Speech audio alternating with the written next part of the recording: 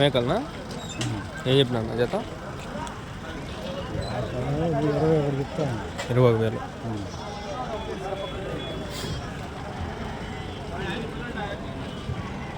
మొత్తం ఎన్ని ఉన్నాయన?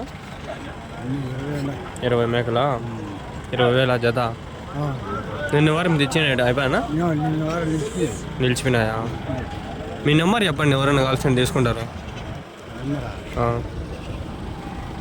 పెట్టినా అనుకో చూస్తారు, అడిగి మాట్లాడతారు.